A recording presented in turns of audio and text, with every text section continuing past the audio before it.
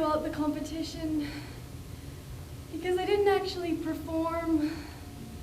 Instead, I hid here, underneath the bleachers, from the terrifying baton twirlers and their terrifying mom, dads, and boyfriends.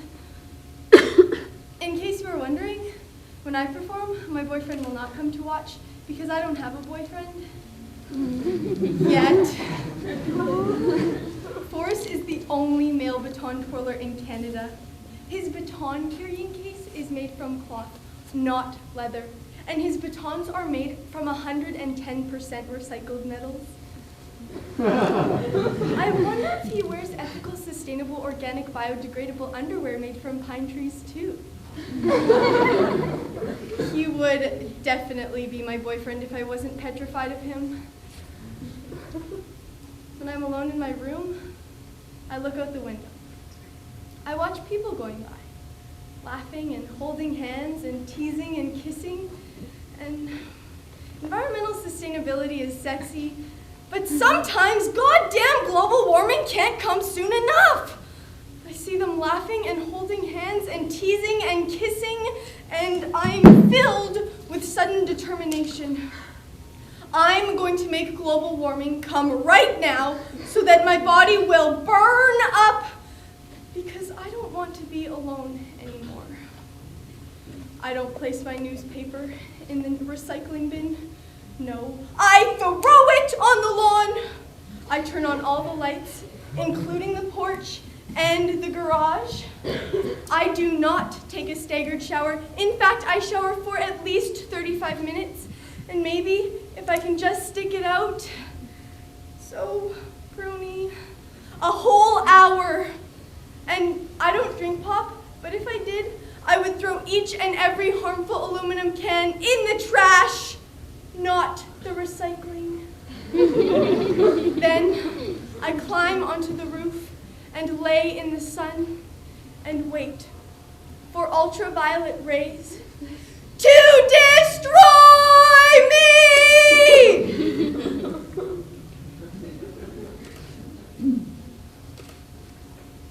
To destroy me!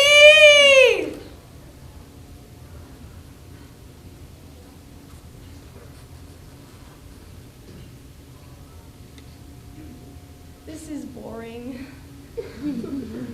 I climb down. I take the newspaper off of the lawn and put it back into the recycling bin where it belongs. I wait till it gets dark to do this because it makes it easier to pretend not to notice that I am ridiculous, not to mention irrational, and very bad at suicide. I turn off all the lights, including the porch and the garage, and last, my bedroom, and go to sleep, alone. I am very red, but feeling awfully blue. There's Forrest. He's wearing his unitard that he made using blankets that he found in the trash can after he washed off the hamster hair. Forrest often engages in dumpster diving because he hates seeing things go to waste. When his neighbor, the one with a bunch of hamsters, threw out dozens of colorful blankets, Forrest rescued the blankets from the trash can, where no one could find them or see them or appreciate them. He saved them because he was brave and didn't care that other people thought he was disgusting. I mean, he cared a lot, but he cared more about the beautiful blankets. As I stand here, underneath the bleachers, where no one can find me or see me or appreciate me, I feel like I'm going to waste. Like the colorful blankets, but without the hamster hair. I want to go talk to him, but what do I say? Hi, Forrest. I love you. I want to twirl your dreadlocks in between my fingers. No. It's got to be subtle. People dig that. Ice cream is love, and I have so much ice cream for you. Take some.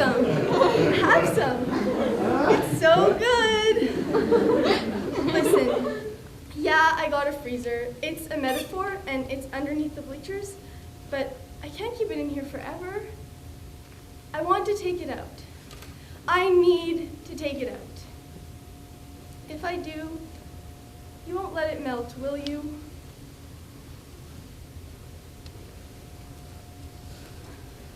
But what if he thinks I suck?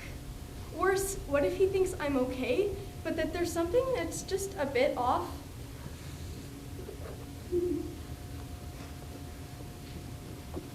I'm tired of hiding. There's that thing about each of us that's stopping us, and it's different for everybody. When you're young, it might be because you think it's your first time, and when you're established, it's because you think this one might break you, that it might not be as good as your last. And when you're old, it's because you think you're all used up, that you've reached your expiry date. And you'll say, if only there wasn't that thing, I'd get up on that stage, or write that book, or talk to that boy.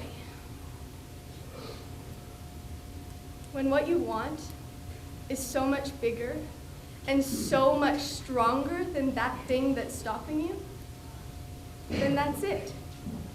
You've done it. You're unstoppable. I'm going to talk to Forrest.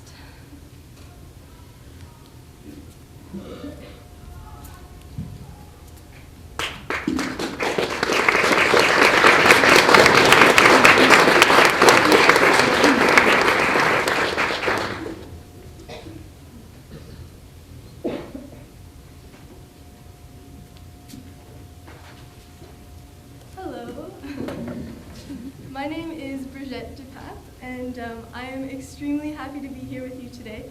I contemplated doing the speech in my bodysuit, but decided against it.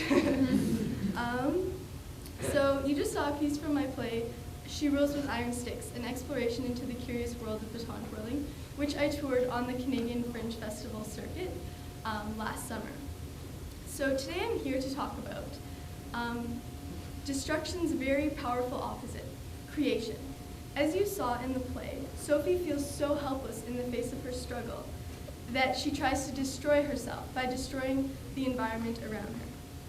At the end of the play, Sophie creates a self that is no longer afraid. We want to create a world that is more just and sustainable, but some issues like climate change feel too huge and too important, and I feel small and insignificant. What can we do about the retreat of glaciers in the Andes that will affect the most marginalized the most? I love creating plays, but what purpose do they serve? How much can the creation of a fictional world really contribute to advancing a cause in our actual world? I wonder if it isn't a way of escaping real-world problems that feel too big for a person to influence. But then I think maybe that's positive. Art is a way of coping with problems rather than reverting to destruction.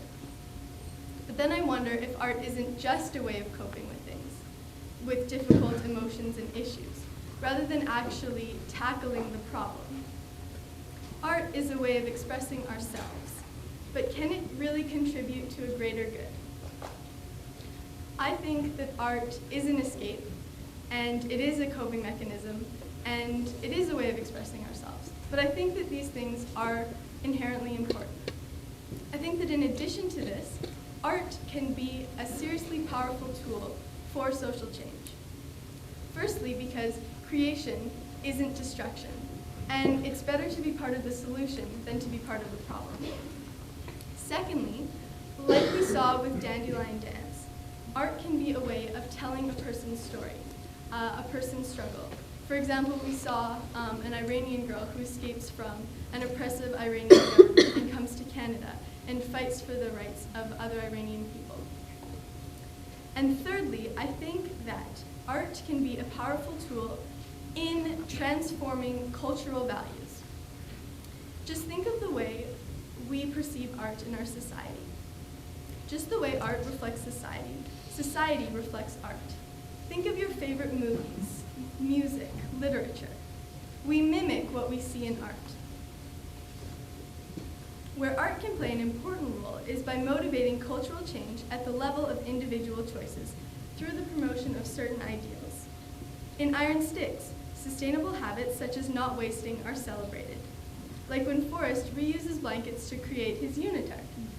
It's a wacky example, but who said we couldn't have fun while we were changing the world?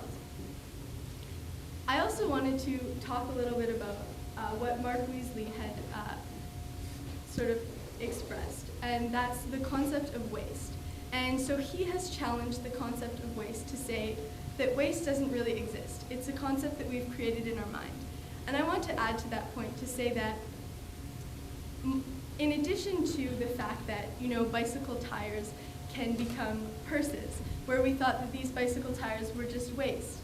In addition, there is nothing about a person that is waste. That in fact, all of a person's being is important and can create something incredible.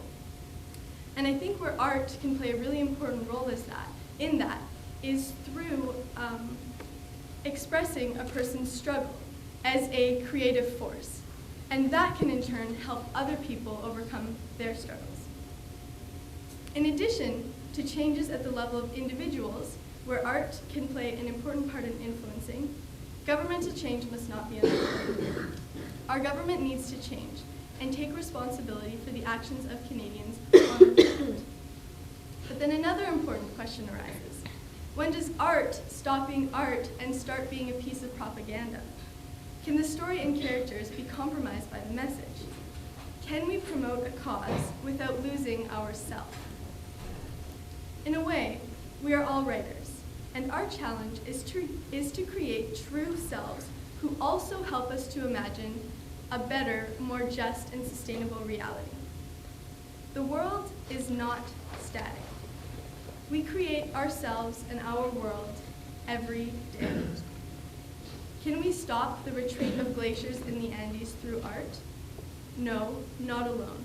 But it plays an extremely important part in understanding our world, helping us to challenge it, to imagine a new one, and to create a better one. We face huge challenges. Our generation does. And we are going to need tubs of ice cream for each other to stop the retreat of glaciers. If we decide to, we will stop both from melting. We are creative beings. We are artists creating characters, engineers creating structures, politicians creating laws. Create in whichever way you feel most free. Through our different crafts, let's create the best possible world. Thank you very much.